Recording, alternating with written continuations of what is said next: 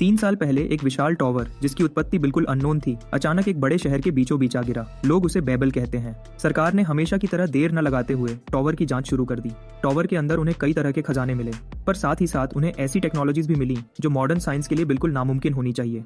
खजानों के साथ टॉवर में खौफनाक मॉन्स्टर्स भी मिले जिन पर इंसानी हथियार बिल्कुल असर नहीं करते। इसी दौरान कुछ लोगों के शरीर पर अजीबोगरीब तब्दीलियां शुरू हो गईं। उनकी त्वचा पर क्रेस्ट उभर आए और जिनके पास ये क्रेस्ट होते हुए आम इंसानों से ज्यादा शक्तिशाली हो जाते। कुछ को तो ऐसी ताकतें मिली जो कल्पना से परे थीं। बाद में सरकार ने इन क्रेस्ट को एक नाम दिया, सेक्रेड मार्क। जैसा कि एक्सपेक्ट किया जा सकता था, सरकार ने क्रेस्ट वालों को बैबल चढ़ने और उसे कॉन्कर करने का हुक्म दिया। उन्हें मोटिवेट करने के लिए कैश रिवॉर्ड्स भी अनाउंस किए गए और यह चाल काम कर गई। हजारों लोग पैसे के लिए टॉवर चढ़ने उतर पड़े, लेकिन रिवॉर्ड जितने लाभदायक लगते उतने ही जानलेवा भी थे।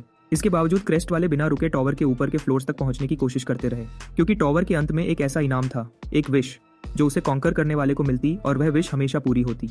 इसी विश के लिए हजारों बेवकूफों की भीड़ टॉवर में घुस जाती और इन्हीं बेवकूफों में एक है हमारा एमसी चाइरो। हमेशा की तरह चाइरो लॉकर रूम जाकर अपना सामान लेने चलता है, लेकिन जैसे ही वह गुजरता है दूसरे सुपर ह्यूमंस उसे मजाक का निशाना बनाते हैं और उसे रैट बुलाते हैं। वे कहते हैं कि चाइरो एक कमजोर बेकार आदमी है जिसमें ऊपर के फ्लोर्स तक लड़ने की कोई स्किल नहीं।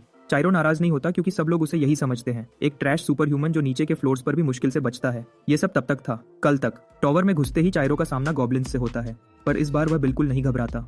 गॉब्लिन्स बैबल के नीचे के फ्लोर्स के सबसे कमजोर मॉन्स्टर्स होते हैं, बॉटम फीडर्स। पर इनकी एक खास आदत है, ये अक्सर झुंड बनाकर अटैक करते हैं। जैसा चाइरो को उम्मीद थी, वह जल्दी ही गॉब्लिन्स से घिर जाता है।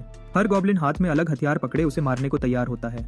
गॉब्लिन्स बिना देरी किए चाइरो पर टूट पड़ते हैं, पर चाइरो उनकी कमजोरी से तंग आ चुका होता है। कल तक वह एक गॉब्लिन से लड़ने में भी मर जाता, मगर अब सब बदल चुका है। चाइरो उंगली चटकाता है और एक ही पल में उसके हाथ से फायरबॉल्स निकलकर पूरा कमरा साफ कर देती है।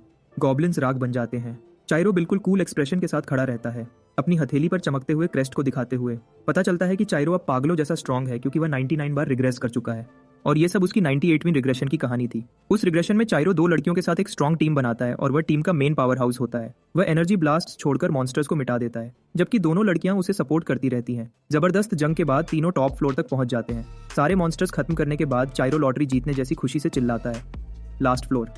आखिर दोनों लड़कियां उसे गले लगा लेती हैं और चाइरो खुश होता है कि उसने 98वीं रिग्रेशन में टॉवर कॉन्कर कर लिया। पर अचानक उसे महसूस होता है कुछ गलत है, वह गार्ड डाउन नहीं कर सकता।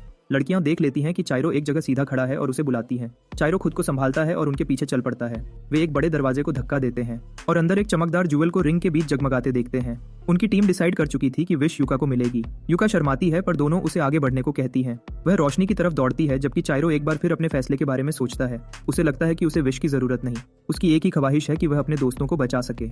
युका ज्वेल की तरफ बढ़ रही होती है जब चाइरो और कसुमी लड़ाई के लिए तैयार हो जाते हैं। जैसा एक्सपेक्ट था, मास्क पहने अजीब लोग कमरे के कोने से निकल आते हैं। हर एक के हाथ में खतरनाक वेपन्स होते हैं। चाइरो पहले से ही उनके लिए तैयार होता है और उसे पता है कि सबको खत्म करना होगा। कसुमी एक बड़ा मैजिक समन करती है, एक विशाल सर्पेंट की शक्ल में। वह सर्पेंट उन दुश्मनों की तरफ झपटता है, लेकिन दुश्मन रास्ते से हट जाते हैं और सर्पेंट फ्लोर को तोड़ देता है। फिर एक दुश्मन हवा में उछलता है और सर्पेंट पर स्पीयर के साथ डाइव बॉम्ब करता है और उसे चीरकर मिटा देता है। कसुमी शॉक होती है, पर पूरी तरह हैरान नहीं, यही एक्सपेक्टेड था। वह चाइरो को पुकारती है। चाइरो परफेक्ट स्टांस में अपना मैजिक ब्लास्ट छोड़ने के लिए रेडी खड़ा है। 2 मास्क वाले उस पर चार्ज करते हैं। चाइरो अपना मैजिक सर्कल एक्टिवेट करता है और एक ही ब्लास्ट में उन दोनों को उड़ा देता है। चाइरो गहरी सांस लेता है, देखते हुए कि दुश्मन हवा में उड़ते हुए खत्म हो गए। यह उसके सपने का हिस्सा था, पर उसके चेहरे की खुशी पल भर में उड़ जाती है जब वह देखता है कि एक मास्क्ड मैन ऊपर से आकर युका को स्पीयर से भेद देता है। चाइरो घुटनों पर गिर पड़ता है, उसका दिल टूट चुका होता है। 98 बार की मेहनत बर्बाद। वह कसुमी को देखकर चिल्लाता है। वह युका की तरफ दौड़ रही होती है और चीरो उसे रोकने की कोशिश करता है, पर देर हो चुकी होती है।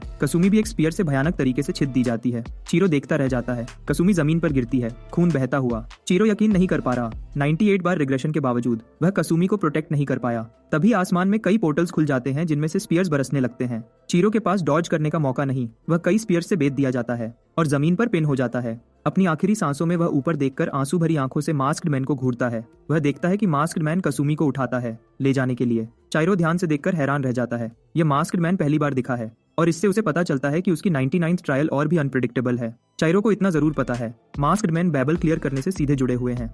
हर बार जब कसुमी को चुराया जाता, उसका अंजाम होता दुनिया का नाश। उसे यह भी पता है कि कसुमी के शरीर पर एक मार्क है, एक टैटू जिसका नाम। पर उसे सबसे ज्यादा डर लगता है उस लास्ट मास्क्ड मैन से, क्योंकि वह पहली बार नजर आया था।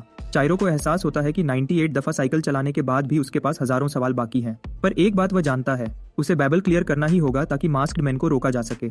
अपने गुस्से से भरे चाइरो की शक्ल मॉन्स्टर्स को एक शैतान जैसी दिखती है। वह एनर्जी ब्लास्ट्स बरसाकर मॉन्स्टर्स का सफाया करता है। अपने सेक्रेड मार्क ग्लटनी से पावर्ड अप होकर उसका मार्क ग्लटनी का असली नाम अब सामने आता है। पहले उसे लगता था कि ग्लटनी सिर्फ चीजें खाकर वापस निकालने का बेकार पावर है, इसलिए वह इसे कॉम्बैट में वेस्ट समझता था, ट्रैश मार्क। इसी वजह से वह ग्लटनी से सिर्फ सामान उठाता था। पर कल सब बदल गया।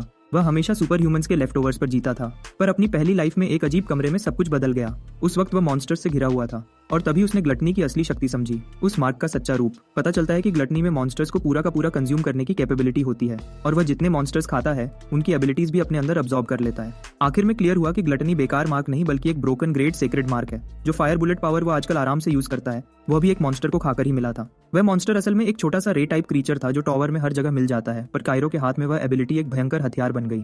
हमेशा की तरह रिग्रेशन के बाद उसे सबसे पहले वीक मॉन्स्टर्स को ही हंट करना पड़ता है और वह पुरानी जिंदगियों की तरह फिर वही रूटीन फॉलो करता है। इसके बाद वह एक और स्पेशल रूम की तरफ बढ़ता है जहां एक अजीब और मॉन्स्टर होता है जिसका नाम है टाइम लॉर्ड। चाइरो घूरकर टाइम लॉर्ड को देखता है और उसकी क्रीपी शक्ल से घिन खा लेता है। वह उससे पूछता है तू क्या चीज है, पर मॉन्स्टर कोई जवाब नहीं देता। रूटीन के मुताबिक चाइरो उस पर अटैक कर देता है क्योंकि ये मॉन्स्टर उसके लिए सबसे इंपॉर्टेंट है। टाइम लॉर्ड की एबिलिटी ही रिग्रेशन होती है, इसी वजह से चाइरो हर मौत के बाद वापस पहले दिन आ जाता है। रिग्रेशन में सिर्फ एक चीज रिसेट नहीं होती, उसकी यादें। चाइरो अपनी मेमोरीज को टॉवर कॉन्कर करने की 2 लाइफलाइंस में से एक मानता है। वह बिना किसी दया के टाइम लॉर्ड का सामना करता है और एक ह्यूज फायरबॉल से उसे उड़ाकर मार डालता है। मॉन्स्टर को हराकर चाइरो मानता है कि अगर यह एबिलिटी न होती तो अगला रूम क्लियर करना नामुमकिन होता। वह अब तक यह नहीं समझ पाया कि क्यों यह टाइम लॉर्ड हमेशा एक ही जगह एक ही समय पर मिलता है। और सबसे अजीब बात यह कि अब तक किसी और सुपर ह्यूमन ने इस मॉन्स्टर के बारे में कभी कुछ नहीं देखा। भले रिग्रेशन इतनी पावरफुल एबिलिटी हो, मॉन्स्टर अटैक पे कोई रिएक्शन नहीं देता। चाइरो एक ही सवाल पूछता रहता है, तू यहाँ क्यों है और तेरे पास ये पावर क्यों? 98 बार ट्रायल करने के बाद भी वह टाइम लॉर्ड के बारे में कुछ नहीं जानता। ये उसे इरिटेट करता है। उसे लगता है कि शायद सिर्फ मरना ही रिग्रेशन ट्रिगर नहीं करता, कुछ और कंडीशंस भी होंगी। इन अनसर्टेनिटीज की वजह से चाइरो एक ही डिसीजन लेता है, उसे इस बार बहुत ज्यादा सावधानी से चलना होगा। वह डिसाइड करता है कि इस बार टॉवर को सबसे जल्दी क्लियर करेगा क्योंकि सिर्फ तभी वह कसुमी को बचा पाएगा। टाइम लॉर्ड को खाकर चाइरो सीधे कसुमी की लोकेशन की तरफ भागता है। बीच में उसे गॉब्लिन्स का एक झुंड मिलता है, पर सिर्फ एक फायरबॉल की बारिश से वह सब राख बन जाते हैं। गॉब्लिन्स से लड़ते हुए उसे कोई स्ट्रेस नहीं होता, बस इरिटेट होता है कि ये काम कितना रेपिटेटिव है। वह अपना फोन निकालकर टाइम चेक करता है और शॉक होता है कि वो ऑलरेडी लेट हो रहा है। वो डिसाइड करता है कि ऑरा फार्मिंग भूलकर सीधे कसुमी के पास पहुंचना होगा। वो सेकंड फ्लोर पहुंच जाता है और बिना रुके जो भी मॉन्स्टर उसके सामने आता है उसे कुछ सेकंड्स में कुचल देता है।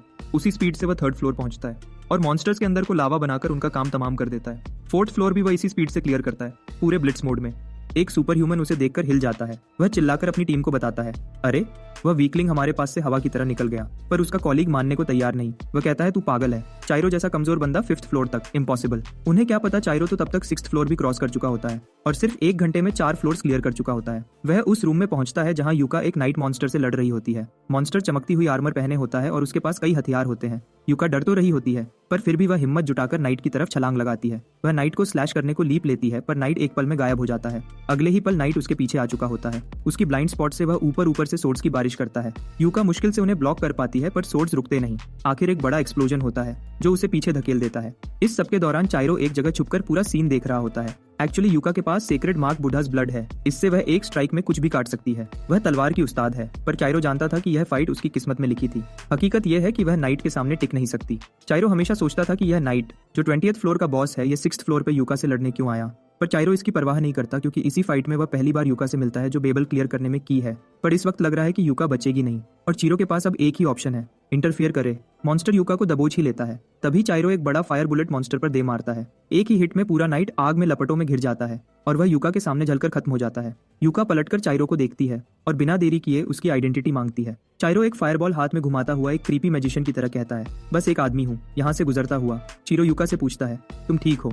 वह उसे घूरती है, गुस्से में पूछती है, तुम चाहते क्या हो? चीरो समझ जाता है कि यूका की गार्ड अप क्यों है। उसका रीजन उसके पास्ट का बिट्रेयल होता है। फ्लैशबैक में यूका एक सीधी सादी लड़की के रूप में बैबल आती है, सिर्फ टॉप पर पहुंचने का सपना लेकर। वह टॉवर को देख ही रही होती है। तभी कुछ एक्सप्लोरर्स उसके पास आकर फ्रेंडली बिहेव करते हैं। वे कहते हैं टॉवर अकेले क्लियर करना मुश्किल होगा। यूका एग्री करती है, हाँ पता है। टीम फिर उससे साथ चलने का ऑफर देती है पर यूका कॉशियस हो जाती है। टीम की लड़की उसका शोल्डर टैप करके कहती है, चिल करो, हम साथ चलेंगे तो सेफ रहेगी। बॉयज भी कंफर्म करते हैं, मरना नहीं होगा अगर टीम में रहोगी। यूका डाउटफुल तो होती है पर लड़की उसका ट्रस्ट जीत लेती है और टीम सजेस्ट करती है कि यह पहला दिन बस एक ट्रायल रन होगा। मानना मुश्किल था पर यूका उन पर विश्वास कर लेती है। फिर वे मिलकर फ्लोर्स क्लियर करते हैं। मॉन्स्टर्स को ऐसे काटते जैसे कुछ भी ना हो।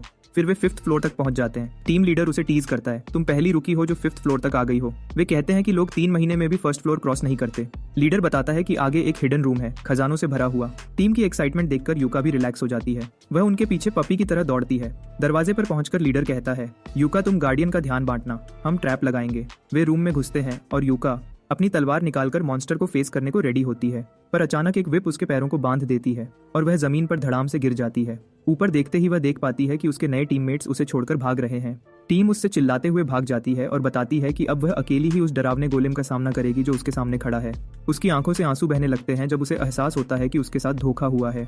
वह यकीन नहीं कर पा रही कि जब टीम ने उसे अप्रोच किया था तब से ही उनका इरादा यही था। गोलेम लगभग उसे कुचल देता है, लेकिन यूका हिम्मत जोड़ती है और खुद को आजाद कर लेती है। वह भागते हुए जान बचाती है और क्रीपी गोलेम उसके पीछे ऐसे दौड़ता है जैसे उससे पैसे वापस लेने हों। भागते वक्त भी उसकी आंखों से आंसू रुक नहीं रहे। इस धोखे की वजह से यूका हर एक्सप्लोरर पर शक करती है। जो भी उसके पास आता है वह तुरंत मना कर देती है। दूसरी तरफ चाइरो यह सब जानता है क्योंकि यूका ने उसे कई बार बताया है और वह जानता है कि भीतर से वह एक अच्छी लड़की है जिसे सही तरह से ट्रीट किया जाना चाहिए। यह सोचकर चाइरो अपना हाथ उसकी तरफ बढ़ाता है। वह कहता है कि उसे उसकी ताकत उधार चाहिए ताकि वह बेबल को कॉन्कर कर सके। जैसा एक्सपेक्टेड था, यूका तुरंत मना कर देती है। चाइरो उसे याद दिलाता है कि उसने अभी क्या देखा। वह उसे भरोसा दिलाता है कि अगर वह उसके साथ रहेगी तो वह टॉवर को जरूर फाड़ डालेगा। यूका जवाब देती है कि वह किसी पर भरोसा नहीं कर सकती। चाइरो उसकी तकलीफ समझ लेता है, लेकिन वह यह भी बताता है कि अकेले चलना बहुत डेंजरस है। वह कहता है कि अकेले रहकर टॉवर कॉन्कर करना ऑलमोस्ट इम्पॉसिबल है, पर दोनों मिलकर कर सकते हैं। यूका पूछ लेती है कि चाइरो को क्यों लगता है कि वह उसे धोखा नहीं देगा जैसे औरों ने दिया। तब चाइरो सच बोल देता है। वह कहता है कि वह कभी उसका ट्रस्ट नहीं तोड़ेगा और अगर दोनों टॉवर कॉन्कर कर लेते हैं तो एक ही विश का रिवॉर्ड पूरा का पूरा यूका का होगा। चाइरो की बात सुनकर यूका की आंखें शॉक और डिसबिलीफ से फैल जाती हैं। वह मानना नहीं चाहती क्योंकि विश ही तो सबके पीछे भागने का रीजन है। चाइरो समझता है कि वह सही सोच रही है, पर उसका प्लान सिंपल है। यूका को उस विश की ज्यादा जरूरत है। यूका को हर रिसोर्स की जरूरत है जो वह पा सकती है, चाहे रिवॉर्ड हो या कोई आइटम, क्योंकि उसकी एक ही बहन एक अजीब बीमारी से जूझ रही है। इसी वजह से वह बेबल को चैलेंज कर रही है और धोखा खाने के बाद भी रुकती नहीं। उसकी इस डेस्पिरेशन की वजह से चाइरो उसकी मदद करना चाहता है।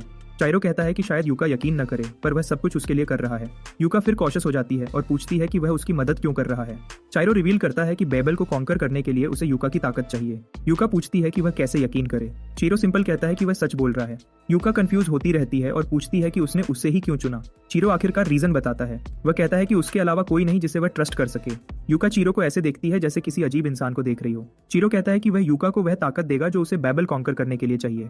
चीरो रूम के अंदर और आगे बढ़ने लगता है और जब यूका पूछती है कि वह कहाँ जा रहा है, वह कहता है कि वह वहां जा रहा है जहां वह और स्ट्रांग हो सकती है। यूका और ज्यादा कंफ्यूज हो जाती है और पूछती है कि चाइरो का क्या मतलब है। चीरो कहता है कि वह सब एक्सप्लेन करेगा चलते चलते। चीरो पूछता है कि क्या वह जानती है बेबल कॉन्कर करने का सबसे इंपॉर्टेंट और पहला रूल क्या है।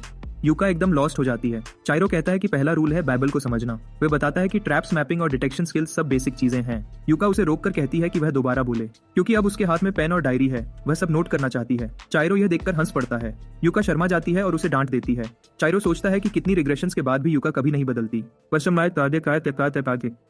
वह हमेशा सीधी, सिंसियर और डायरेक्ट ही रहेगी। इसी वजह से उसने उसे चुना। चाइरो कहता है कि उसे लिखने की जरूरत नहीं। यूका तुरंत अस्यूम कर लेती है कि चाइरो झूठ बोल रहा था, पर चाइरो कहता है कि ऐसा नहीं है। नोट करना उनका काम है जो इसमें एक्सपर्ट है। वह बताता है कि टॉवर में सबसे इंपॉर्टेंट चीज है वह पावर जिससे मॉन्स्टर्स को कुचला जा सके। यूका मुस्कुराकर कहती है कि अगर उसके पास ऐसी पावर होती तो लाइफ कितनी आसान होती। चाइरो कहता है कि इसी वजह से वह उसे स्ट्रांग बनाना चाहता है। यूका फिर पूछती है कि कैसे। चाइरो जवाब देता है, मॉन्स्टर्स को हराकर। जैसे ही वह बोलता है मॉन्स्टर्स उनके सामने आ जाते हैं। यूका डर जाती है, पर चाइरो को यकीन है कि यूका खुद ये चैलेंज पार कर सकती है। चाइरो उसके कंधे पर हाथ रखकर कहता है कि वह उस पर भरोसा करता है। यूका कंफ्यूज हो जाती है, समझ नहीं पाती कि वह क्या कह रहा है। इससे पहले कि वह रिएक्ट करे, हेलहाउंड्स उसके बिल्कुल पास आ जाते हैं। सबसे खराब बात यह कि हेलहाउंड्स हमेशा पैक्स में अटैक करते हैं और अगर बात बिगड़ जाए तो रीइंफोर्समेंट बुला लेते हैं। चाइरो पीछे खड़ा होकर कहता है कि यूका को यह फाइट अकेली लड़नी पड़ेगी। वह उसे अश्योर करता है कि अगर वह ये कर गई तो वह काफी स्ट्रांग बन जाएगी। यूका आर्ग्यू करती है कि यह इम्पॉसिबल है। तब चीरो कहता है कि वह जबरदस्ती नहीं करेगा, पर अगर यूका रिफ्यूज करती है तो विश रिवॉर्ड का प्रॉमिस वापस ले लेगा। ये सुनकर यूका तुरंत सीरियस हो जाती है। चीरो उसे एनकरेज करता है, कहता है कि उसे पता है यूका ये कर सकती है। यूका हेलहाउंड्स की तरफ दौड़ती है और कहती है कि यह सब कहना उसके लिए बहुत आसान है। उसे यकीन नहीं होता कि वह चाइरो की बातों में आ गई, पर बहन को बचाने के लिए वो कुछ भी करेगी। पर फिर भी उसका ट्रस्ट एक्सप्लोरर्स पर वापस नहीं आया। यूका पूरी ताकत से हेलहाउंड्स को स्लैश करने लगती है। उसकी तलवार चलती है और नीचे नीली ऑरा की लंबी रेख छोड़ती जाती है। वह मॉन्स्टर्स को काटती जाती है और सोचती है कि अगर पेस बनाए रखे तो वह कर लेगी, पर अचानक हेलहाउंड्स रिजेनरेट हो जाते हैं। उसका होश उड़ जाता है। अब उसे लगता है कि शायद वह इसे संभाल नहीं पाएगी। मॉन्स्टर्स उस पर झपटने वाले होते हैं। वह आंखें बंद कर लेती है अंत का इंतजार करते हुए, पर कुछ नहीं होता। वह आंखें खोलती है और देखती है कि चाइरो मॉन्स्टर्स को पकड़कर खड़ा है, जबकि उनके दांत उसकी स्किन में धंस रहे हैं। चाइरो उन्हें अटैक नहीं करता। वह इंसिस्ट करता है कि यूका में उन सबको काट डालने की ताकत है। यूका शॉक होकर पूछती है कि वह यह सब क्यों कर रहा है। चाइरो सिंपल जवाब देता है। बैबल में वह उसकी टीममेट है। यह सुनकर यूका का चेहरा डिसबिलीफ से चमक उठता है और उसके अंदर कुछ टूटकर जाग जाता है। वह फिर से तलवार निकालती है और मॉन्स्टर्स की तरफ दौड़ पड़ती है। अब उसे समझ आ जाता है कि चाइरो उन लूजर्स जैसा बिल्कुल नहीं जिनसे वह पहले मिली थी। गुस्से से उसकी आंखें चमकने लगती हैं। वह मॉन्स्टर्स को टुकड़े टुकड़े कर देती है जो चाइरो को पकड़े हुए थे। वह खुद को स्थिर रखती है और अपने टीममेट को प्रोटेक्ट करने का संकल्प लेती है। मॉन्स्टर्स उसके चारों तरफ हैं, फिर भी वह तलवार घुमाकर उन्हें चीर डालती है। मॉन्स्टर्स की बॉडीज इधर उधर उड़ रही हैं। चाइरो पीछे खड़ा मुस्कुरा रहा है क्योंकि वह जानता है कि उसने यूका का असली रूप जगा दिया है। यह दिखाया जाता है कि किसी एक्सप्लोरर की असली ताकत तब जगती है जब उसके दिल में कोई गहरा बदलाव आता है। इसी वजह से चाइरो ने यूका के दिमाग से उसका पूरा ट्रॉमा और उसके टीममेट्स की धोखेबाजी मिटा दी थी। फिलहाल यूका जो दिख रही है वह उसकी बड़ी पावर्स में से सिर्फ एक झलक है और इस ताकत से वह एक रोशनी का चक्र बनाती है जिसमें घुसने वाले को वह पूरी शिद्दत से मिटा सकती है। चाइरो हेलहाउंड्स के काटने से जख्मी था, पर यूका का ट्रस्ट जीतना उसके लिए चोट से ज्यादा जरूरी था। चाइरो को कोई खास चिंता नहीं होती क्योंकि अगर इससे यूका को अपनी साइड लाना आसान हो रहा है तो सब ठीक है। हेलहाउंड्स को हराने के बाद यूका तेजी से चाइरो की तरफ भागती है, पर वह उसे आराम से बता देता है कि वह ठीक है। वह उसे एक बार फिर याद दिलाता है कि स्ट्रांग बने रहना कितना जरूरी है। यूका मुस्कुराकर उसे उठाती है। उसे मानना पड़ता है कि चाइरो का उसे लिमिट तक पुश करना काफी काम आया। फिर वे दोनों बाहर निकलते हैं और चाइरो खुद से खुश होता है कि यूका अब उसकी टीम का हिस्सा है। अब बस उसे और स्ट्रांग बनाना बाकी है। यूका सप्लाईज लेने निकलती है और चाइरो को रेस्ट करने के लिए कहकर जाती है। तभी चाइरो का ध्यान एक ब्लॉन्ड सिर पर जाता है। एजी, जो एक एक्सप्लोरर सेलिब्रिटी जैसा दिखता है, सीधे उसकी तरफ चलता आ रहा होता है। वह रॉक्सैन नाम की तेजी से फेमस होती एक्सप्लोरर टीम का लीडर है। काफी स्ट्रांग आदमी, लेकिन चाइरो जानता है कि वह फ्लोर 23 पर हमेशा मर जाता है। इतना ताकतवर आदमी अगर इतने नीचे लेवल पर मर गया तो गिल्ड में तुरंत हंगामा मच गया और 1000 अफवाहें फैल गईं। लोग कहते हैं कि एक हाई रैंकिंग मॉन्स्टर नीचे फ्लोर पर आ गया था। चाइरो ने उससे फाइट नहीं की, पर सब बोलते हैं कि वह बहुत खतरनाक है। यूका सप्लाईज लेकर लौटती है और चाइरो तुरंत नोट करता है कि वह एजी को बहुत गंदी नजर से देख रही है। चाइरो पूछता है कि क्या वह उसे जानती है। यूका ठंडे लहजे में बोलती है कि एजी से ज्यादा घटिया आदमी कोई नहीं, पर वह ज्यादा बात नहीं करना चाहती। वह सिर्फ चाइरो को कह देती है कि एजी को भाड़ में जाने दो क्योंकि अब वह उसकी ट्रीटमेंट करना चाहती है। चाइरो और पूछना चाहता है, पर यूका अपने स्टांस पर टिकी रहती है। फिर वह जोड़ती है कि चाइरो को अब थोड़ा आराम करना ही होगा। उसकी बैंडेजिंग खत्म करने के बाद यूका उसे डांट कर बोलती है कि दोबारा ऐसी स्टूपिड हरकत कभी मत करना। चीरो को याद आता है कि यूका की बातें चाहे कड़वी हों, पर इरादा हमेशा टीम के लिए अच्छा ही होता है। वह यह याद करके हल्की सी मुस्कान देता है। इससे यूका और चिढ़ जाती है और पूछती है कि वह हंस क्यों रहा है जब वह उसे डांट रही है। चाइरो मजबूरन माफी मांग लेता है।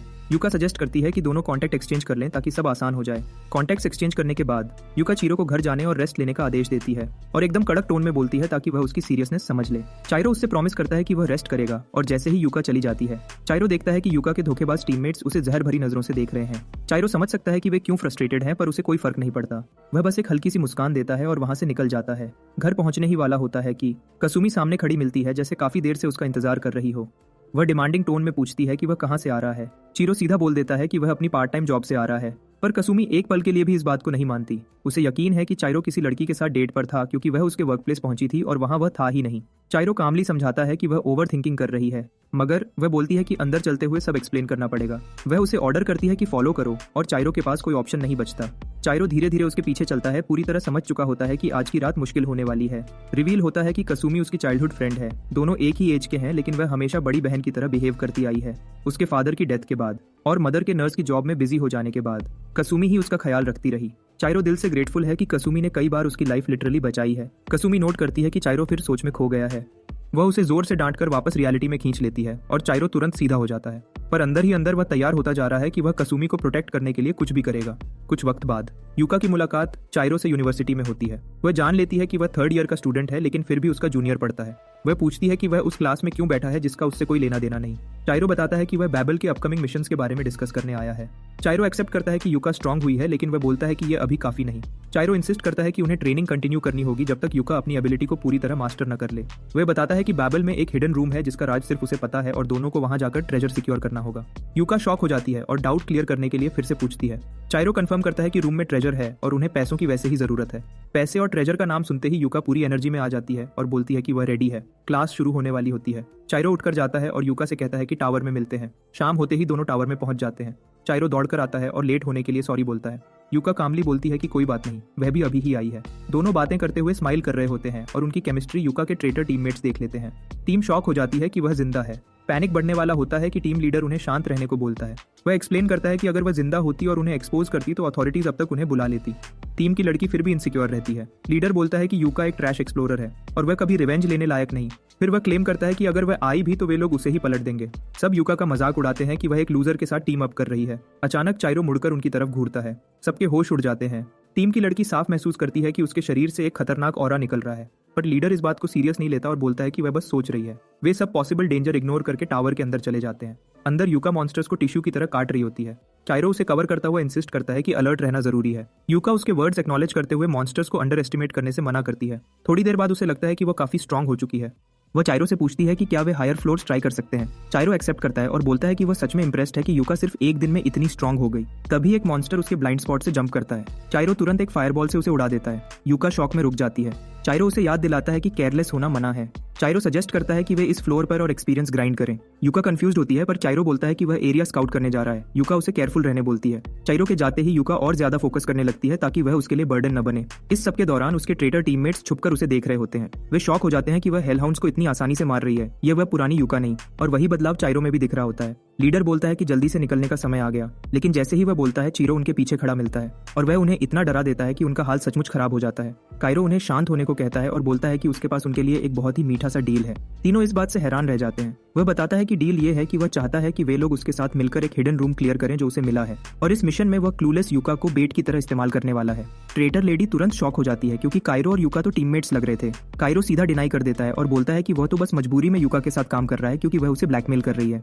टीम और भी कंफ्यूज हो जाती है। कायरो बोलता है कि शायद मानना मुश्किल हो, लेकिन यूका असल में काफी स्ट्रांग है। उसकी फायर बुलेट्स उस पर बिल्कुल काम नहीं करती। टीम का एक आदमी आर्ग्यू करता है कि उसने तो साफ देखा था कि यूका तो कायरो के पीछे ही चल रही थी। कायरो कहता है कि वह सब तो बस एक कवर था ताकि वह अपनी असली स्ट्रेंथ छुपा सके। लीडर आखिरकार पूछता है कि यह हिडन रूम वाला सीन क्या है। कायरो बताता है कि रूम उनके नीचे फ्लोर 9 के साउथ ईस्ट एज में छिपा हुआ है। कायरो पूछता है कि क्या उन्हें हिडन रूम्स के रूल्स पता है। लीडर रिप्लाई करता है कि हिडन रूम्स में हमेशा एक गार्डियन होता है। कायरो बोलता है कि वह अकेला रूम नहीं पहुंच सकता और अगर वह यूका के साथ जाएगा तो वह उसका सारा लूट छीन लेगी। फिर कायरो उन्हें अपना असली डील बताता है। वो कहता है कि वह यूका को गार्डियन से लड़ने के लिए बेट बनाएगा और जब वह मॉन्स्टर से लड़ने में बिजी रहेगी तब यह टीम एक ही बार में यूका और गार्डियन दोनों को खत्म कर देगी। लीडर फिर पूछता है कि क्या कायरो जानता है कि वे लोग कौन हैं। कायरो सच में कंफ्यूज हो जाता है। वह सच बोलता है कि उसे उनके बारे में कुछ नहीं पता क्योंकि वे अभी अभी मिले हैं। लीडर फिर पूछता है कि फिर डील उन्हें ही क्यों दिया। कायरो झूठ बोलता है कि हिडन डोर मिलने के बाद सबसे पहले वही लोग थे जिनसे वह टकराया था। यह बोलकर कायरो मुड़कर चल पड़ता है और बोलता है कि उसे अच्छा नहीं लगता जब लोग उस पर शक करते हैं। जैसे ही वह दूर जाता है ट्रेटर लेडी लीडर से कहती है कि यह उनके हाथ की बेस्ट ऑफर है, ट्रेजर भी मिलेगा और यूका से छुटकारा भी। टीम तुरंत कायरो को रोकती है और कहती है कि वे डील में इंटरेस्टेड हैं। कायरो पलटकर एक बड़ी सी स्माइल देता है और पूछता है कि क्या वे लोग सच में सीरियस हैं। कायरो लीडर का हाथ पकड़कर थैंकफुल टोन में बोलता है कि अब उसे यूका को डिच करने का मौका मिल जाएगा। लीडर तुरंत बोल देता है कि उनकी टीम ट्रेजर का 60% लेगी और फिर उसे बढ़ाकर 70% कर देता है। कायरो शॉक एक्टिंग करता है पर टीम इंसिस्ट करती है कि उसके पास कोई चॉइस नहीं क्योंकि वही लोग हैं जो उसके शब्दों पर भरोसा करेंगे। कायरो मजबूरी दिखाते हुए डील एक्सेप्ट कर लेता है। लीडर पूछता है कि रूम कहाँ है और यूका को कैसे डिच करना है। कायरो उन्हें पूरा प्लान समझा देता है और फिर वह यूका को लाने के लिए वहां से निकल पड़ता है। यूका पूछती है कि क्या सच में कोई हिडन रूम है। कायरो शांत स्वर में यस बोल देता है। वह उसे डायरेक्शन दिखाता है और कहता है कि गार्डियन को सिर्फ वही मार सकती है। यूका कहती है कि वह गार्डियन से लड़ लेगी और कायरो उसे कवर करे। यूका रूम में घुस जाती है जहां मॉन्स्टर उसका इंतजार कर रहा होता है।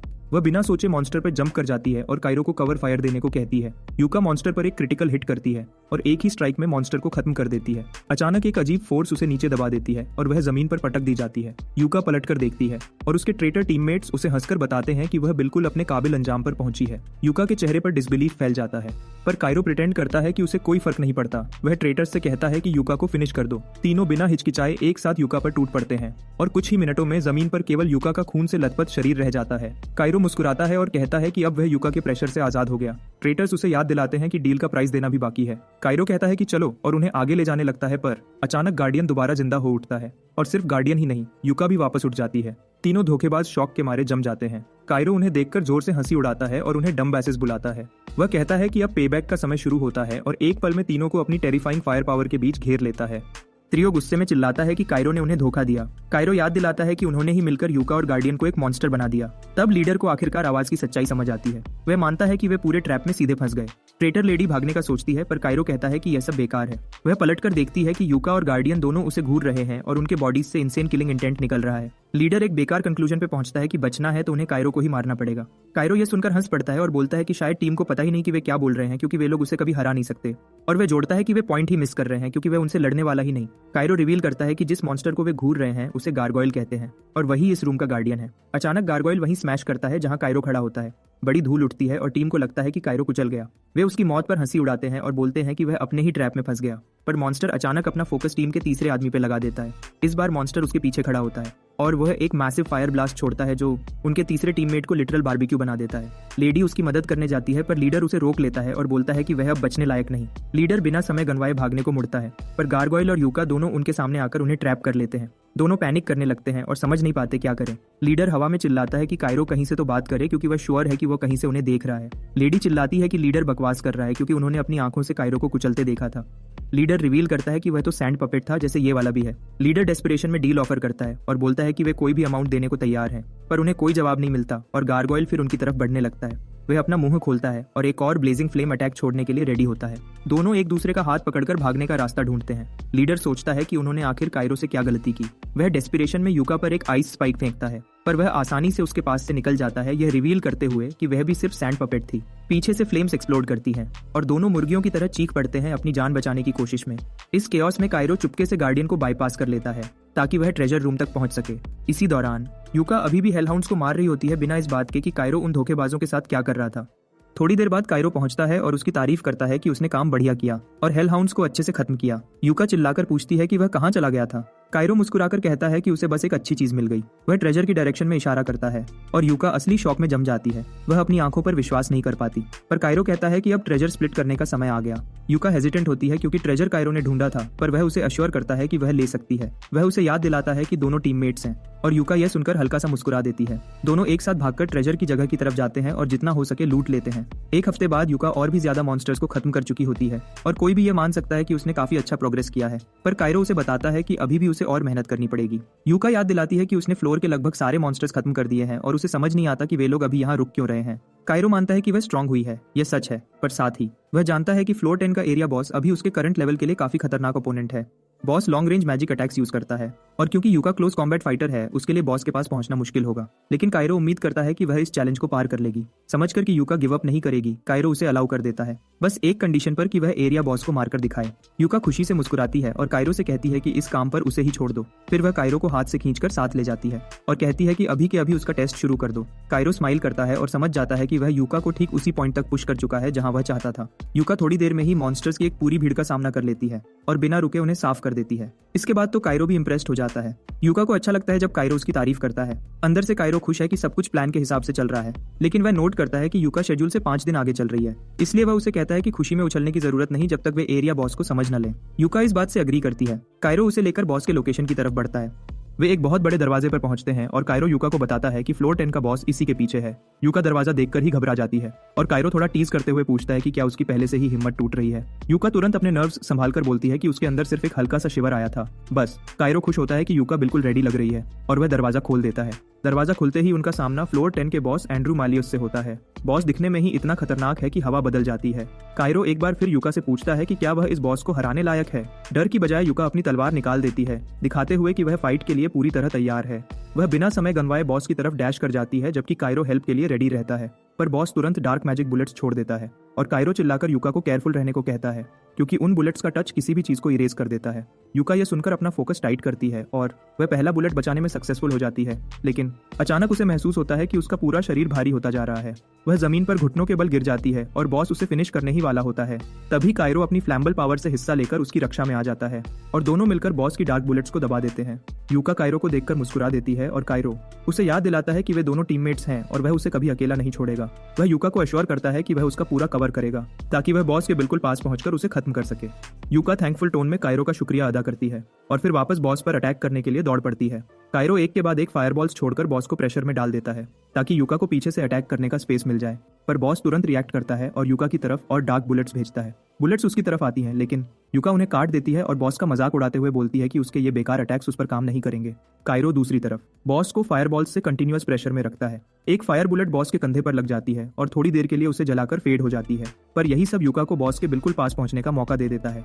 बॉस रिएक्ट करे इससे पहले ही यूका एक क्लीन स्ट्राइक लगा देती है, एक स्ट्राइक जो उसके सिर के बीच से नीचे जमीन तक कट डाल देती है। इस एक अटैक के साथ ही फ्लोर बॉस गिर पड़ता है डिफीटेड। कायरो उसकी तारीफ करता है कि उसने कमाल का काम किया। वह थम्स अप देता है और यूका आंखों में इमोशन भरकर मुस्कुरा देती है। वह दौड़कर उसके गले लग जाती है, उसकी मदद के लिए ग्रेटिट्यूड दिखाते हुए। सेलिब्रेट करने के बाद दोनों बॉस के पास झुककर देखते हैं कि वहाँ एक कॉइन पड़ा है। काइरो तुरंत पहचान लेता है कि यह कॉइन नेक्स्ट फ्लोर 11 का पास है। यूका पहली बार ऐसा पास देख रही होती है, इसलिए वह पूछती है कि इसे यूज कैसे करते हैं। काइरो डेमोन्स्ट्रेशन देता है और कॉइन को हवा में स्पिन कर देता है और कॉइन ब्राइट लाइट एमिट करता हुआ उनके ऊपर रुक जाता है। काइरो एक्सप्लेन करता है कि इससे टावर उन्हें ऑटोमेटिकली 11 फ्लोर पे जाने देगा क्योंकि वे क्वालिफाई कर चुके हैं। काइरो बोलता है कि चाहे वह सीधे 11 फ्लोर जाना चाहता हो पर अभी नहीं जाएगा। यूका क्यूरियस हो जाती है कि क्यों। काइरो बताता है कि अभी वे बॉस फाइट से निकले हैं और उनका स्टैमिना और फोकस टॉप कंडीशन में नहीं। और वह ऐड करता है कि 11 फ्लोर के मॉन्स्टर्स और भी स्ट्रॉन्ग हैं, मतलब उन्हें एंड्रू मेलियस जैसे क्रीचर्स की पूरी भीड़ से लड़ना पड़ेगा। ये सुनकर यूका के चेहरे पर पसीना आ जाता है और काइरो पूछता है कि क्या अब उसके पैर ठंडे पड़ रहे हैं। यूका बिना डरे बोलती है बिल्कुल नहीं। वह एक्साइटेड टोन में कहती है कि अब उसे कुछ नहीं डरता क्योंकि अब उसके पास एक टीममेट है। काइरो ये सुनकर दिल से स्माइल करता है और उसे अश्योर करता है कि वह हमेशा उसके साथ रहेगा। दोनों एक साथ अग्रीमेंट में टावर के बाहर की तरफ निकलते हैं। बाहर आते ही काइरो आसपास देखकर ट्रियो का कोई निशान ढूंढता है पर कुछ नहीं मिलता। वह बिल्कुल सरप्राइज नहीं होता, यही तो उसका प्लान था। यूका नोट करती है कि वह सोच में डूब गया है, इसलिए वह उसे आवाज देकर नॉर्मल मोड में वापस लाती है और रिमाइंड करती है कि उन्हें जाना है। दोनों साथ चलकर सड़कों से गुजरने लगते हैं। यूका सजेस्ट करती है कि कुछ खाने चलना चाहिए। काइरो एग्री कर लेता है। वह कहता है कि आइडिया बुरा नहीं। काइरो बोलता है कि इससे टीम बॉन्डिंग भी होगी। यूका इस पर भी एग्री हो जाती है। दोनों एक दूसरे को स्माइल करते हुए चल रहे होते हैं कि तभी काइरो पीछे से कसुमी की तेज कमांडिंग आवाज सुनता है। वह मुड़कर देखता है, कसुमी का चेहरा एक गुस्से से भरी लायनेस जैसा लग रहा होता है। डर उसे पकड़ लेता है और वह धीमी टोन में पूछता है कि वह उसे ऐसे गुस्से में क्यों बुला रही है। कसुमी सीधा यूका की तरफ उंगली करती है और डिमांड करती है कि वह बताए यह लड़की कौन है। उसी समय यूका भी काइरो को एक डेंजरस एक्सप्रेशन के साथ घूरती है और पूछती है कि यह कसुमी कौन है। काइरो थोड़ा रूखे टोन में कहता है कसुमी उसकी चाइल्डहुड फ्रेंड है। काइरो अपना सिर पकड़ लेता है फ्रस्ट्रेशन में, क्योंकि उसने कभी इमेजिन नहीं किया था कि ये दोनों ऐसे मिलेंगी। वह चाहता था कि वे एक दिन मिलें, पर बिल्कुल इस तरह नहीं। काइरो कसुमी से बात करने की कोशिश करता है पर वह डर ला देने वाले टोन में कहती है कि उसके पास बिल्कुल मत आना। फिर वह सीधा पूछती है कि उसका यूका के साथ क्या रिलेशनशिप है। काइरो को समझ नहीं आता कि क्या बोले, तभी यूका उसकी मदद को आ जाती है। वह आगे बढ़कर कसुमी से कहती है कि काइरो उसका सबसे इंपॉर्टेंट पार्टनर है। काइरो सच में जमीन में गेडी डीडीए जाना चाहता है क्योंकि उसे पता होता है कि यूका ने सिचुएशन को और ज्यादा बिगाड़ दिया है। जैसे ही कसुमी यह सुनती है, पूरा माहौल अचानक बदल जाता है और काइरो तुरंत उस टेंशन को महसूस कर लेता है। यूका भी इस हवा को तुरंत समझ जाती है। कसुमी काइरो को इतनी गंदी नजर से घूरती है जैसे उसे देखना भी पाप हो, क्योंकि यूका ने खुद को काइरो का पार्टनर कहा। कसुमी को लगता है कि काइरो ने ऑफिशियली यूका को उस पर चुन लिया। काइरो समझाने की कोशिश करता है कि वह ओवरथिंक कर रही है, पर कसुमी पूरी तरह कंट्रोल खो देती है। उसके शरीर से एक फायरी ऑरा निकलना शुरू हो जाता है और वह काइरो से कहती है कि अब सब खत्म हो गया। काइरो कोशिश करता है कि कसुमी सेक्रेड मार्क एक्टिवेट करने से पहले उसे रोक ले, पर वह समय पर नहीं पहुंच पाता। उसका सेक्रेड मार्क इविल आई होता है और यह एक ऐसी शक्ति है जो ऑब्जेक्ट्स को जिंदा बना देती है। यह अपनी इच्छा से मिनियंस भी समन कर सकता है। कसुमी एक टेरिफाइंग स्टेट में खड़ी रहती है, जिससे अजीब क्रीचर्स उसके ऑरा से निकलने लगते हैं।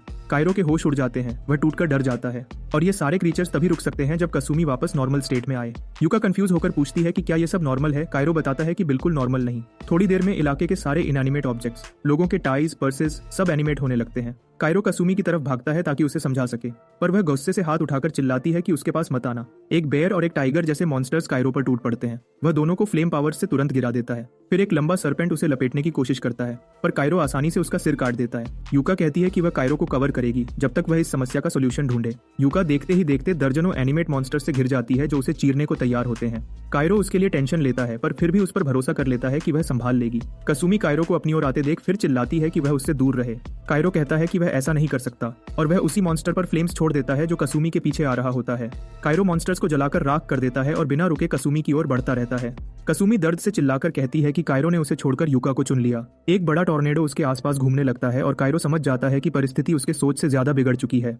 उसे डर होता है कि कसुमी अपनी सेक्रेड मार्क की शक्ति बर्न आउट कर देगी और अगर ऐसा हुआ तो वह बच नहीं पाएगी। काइरो अपने पास्ट लाइफ में यह होता देख चुका है और इस बार वह ऐसा नहीं होने देगा। जब शक्ति उसे पूरी तरह कंज्यूम करने वाली होती है, काइरो अपनी ग्लटनी पावर एक्टिवेट करके उसके आसपास की सारी इंप्योरिटीज खा लेता है और फिर उसे गिरते हुए रूइन से बाहर खींच लेता है। कसुमी बेहोश होती है, लेकिन उसका चेहरा पूरी तरह शांत लग रहा होता है। काइरो सुकून में सांस लेता है कि वह उसे वक्त पर बचा पाया, वरना वह सब कुछ तबाह कर देती। यूका भी भागकर उन दोनों को चेक करने पहुंच जाती है, पर जैसे ही वे मुड़ते हैं, दोनों देखते हैं कि आसपास के सिविलियंस उन्हें बेहद डरावने एक्सप्रेशंस के साथ घूर रहे हैं।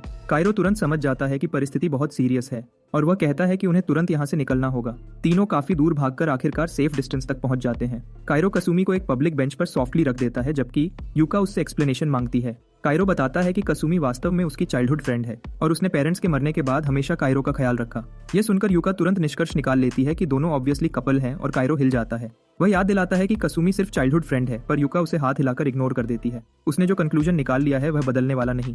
कायरो धीरे से बताता है कि कसुमी उसके लिए इंपॉर्टेंट है और वह यूका की ओर एक प्लीडिंग एक्सप्रेशन से देखता है। यूका डिसाइड करती है कि कपल वाला इशू अभी छोड़ देती है और वह पूछती है कि कसुमी की पावर आखिर है क्या। कायरो झूठ बोल देता है कि उसे पता ही नहीं था कि कसुमी के पास क्रेस्ट मार्क है।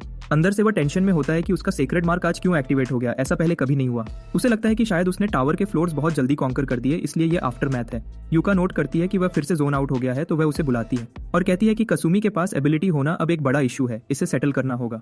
कायरो अग्री करता है और यूका थोड़ी देर के लिए टॉपिक छोड़ देती है। कायरो आखिरकार राहत की सांस लेता है कि वह इस मुद्दे को और पुश नहीं करेगी। थोड़ी देर में कसुमी होश में आ जाती है।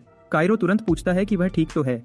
कसुमी कहती है कि वह ठीक है, लेकिन अब उसे पता चल गया है कि वह एबिलिटी यूजर बन चुकी है और उसे यह भी समझ आ जाता है कि कायरो भी एक एबिलिटी यूजर है। कायरो तुरंत अपोलोजाइज करता है कि उसने बातें छुपाई। कसुमी नाराज नहीं होती, उसे समझ आ जाता है कि कायरो उसे प्रोटेक्ट कर रहा था। और क्योंकि यूका और कायरो साथ घूम रहे हैं, कसुमी को समझने में समय नहीं लगता कि यूका भी एक एबिलिटी यूजर है। यूका अपना इंट्रोडक्शन देती है और बताती है कि वह कायरो की टीममेट है और दोनों मिलकर बैबल क्लियर कर रहे हैं। कसुमी बिल्कुल खुश नहीं होती कि कायरो अपनी जान रिस्क में डाल रहा है, पर वह मान लेती है कि जरूर कोई रीजन होगा जिसके कारण वह ऐसा कर रहा है।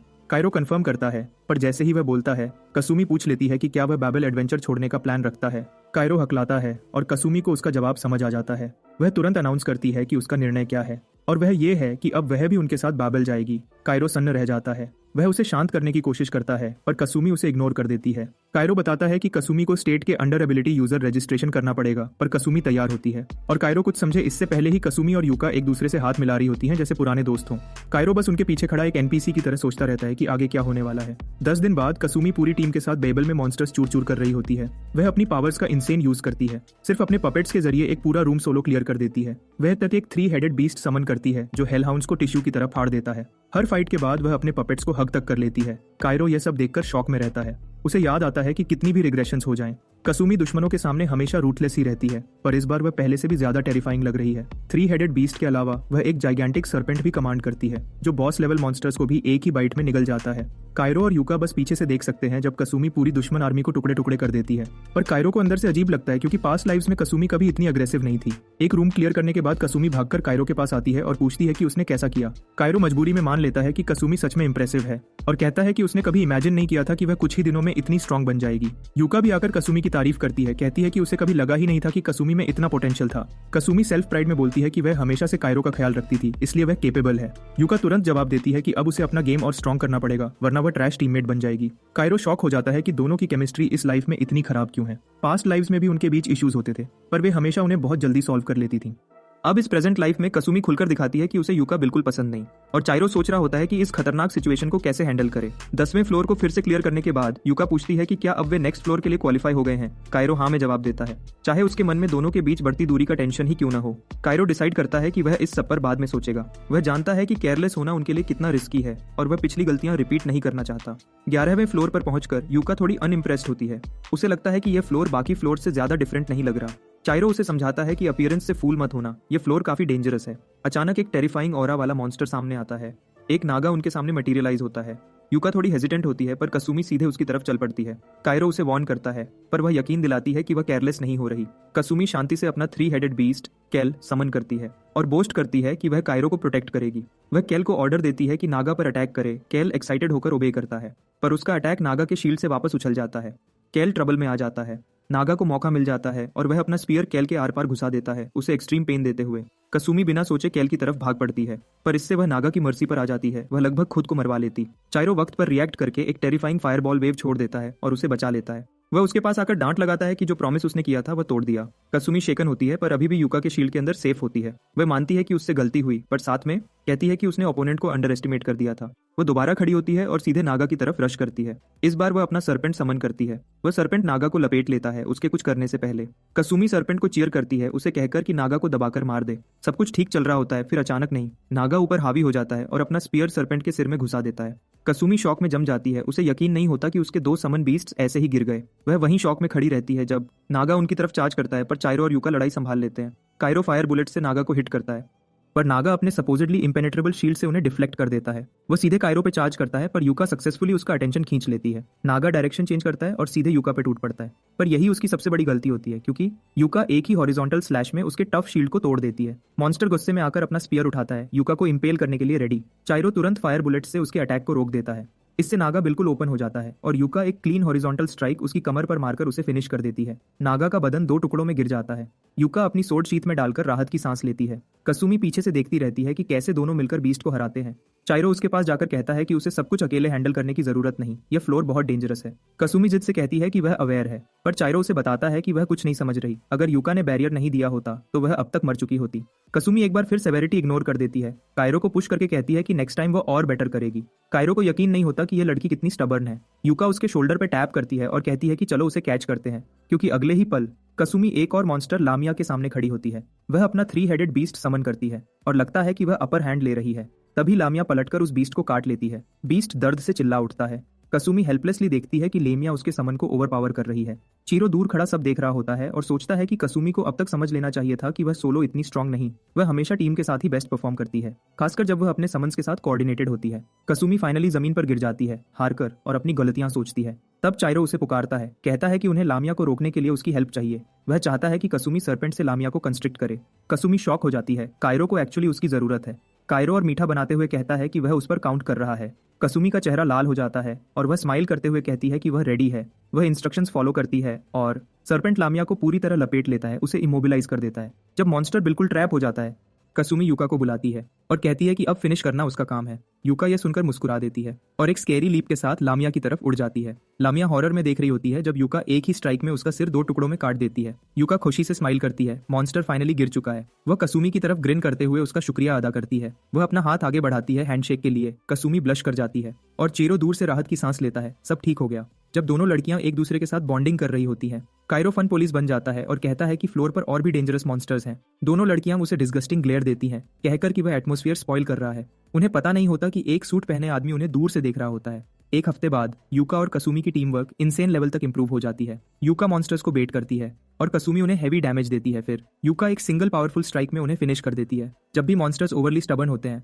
कायरो हेल्प करने के लिए आगे आ जाता है। एक और फाइट खत्म करने के बाद लड़कियां सेलिब्रेट करती हैं और चाइरो खुश होता है कि दोनों ने फाइनली टीम वर्क सीख लिया। अचानक कायरो उनके पास वॉक करते हुए आता है और अनाउंस करता है कि कल वे लोग 20वें फ्लोर पे जाएंगे। तीनों इससे अग्री करते हैं और डिसाइड करते हैं कि टावर से बाहर जाकर रेस्ट करना होगा। जैसे ही वे टावर से बाहर आते हैं, वही सूट वाला आदमी उनके पास आकर बताता है कि उसके पास उनके लिए एक प्रोपोजिशन है। कायरो सरप्राइज हो जाता है और वह आदमी बताता है कि उसने 15वें फ्लोर पर एक हिडन रूम डिस्कवर किया है और वह चाहता है कि कायरो और उसकी टीम उस एक्सप्लोरेशन टीम में ज्वाइन करे जो वह बना रहा है। लेकिन कायरो बताता है कि वह और उसकी टीम अभी 11वां फ्लोर क्लियर करने की कोशिश में है। इसका मतलब 15वां फ्लोर उनके लिए और भी टफ होगा। सूट वाला आदमी फिर एक बड़ा खुलासा करता है, बताता है कि 15वें फ्लोर के मॉन्स्टर्स भी नागा और लामिया ही हैं, जिनसे टीम पहले ही डील कर चुकी है। कायरो शॉक में आ जाता है, उसे समझ आता है कि ये आदमी उन्हें छुपकर ऑब्जर्व कर रहा था। वह आदमी मासूम सी स्माइल करता है और कहता है कि उसे जितनी हेल्प मिल सके उतनी चाहिए। फिर वह डील को और अट्रैक्टिव बना देता है, कहता है कि हिडन रूम में ट्रेजर्स भरे पड़े हैं। कायरो 1 मिनट सोचता है, फिर डील एक्सेप्ट कर लेता है, लेकिन साथ ही बोलता है कि उसकी कुछ कंडीशंस होंगी। आदमी को पहले से पता होता है कि कायरो कंडीशंस रखेगा और वह इसे माइंड नहीं करता। वह कायरो और टीम को फॉलो करने को कहता है ताकि वह मिशन का पूरा डिटेल समझा सके। कसुमी चिंतित हो जाती है। वह कायरो से पूछती है कि क्या वह इस सब के बारे में श्योर है। कायरो कॉन्फिडेंट टोन में हाँ करता है, पर अंदर ही अंदर वह एक और ही खतरनाक प्लान बना रहा होता है, क्योंकि उसका असली इरादा यह होता है कि वह उस आदमी और उसकी एक्सप्लोरेशन टीम को सिर्फ स्टेपिंग स्टोन्स की तरह यूज करे।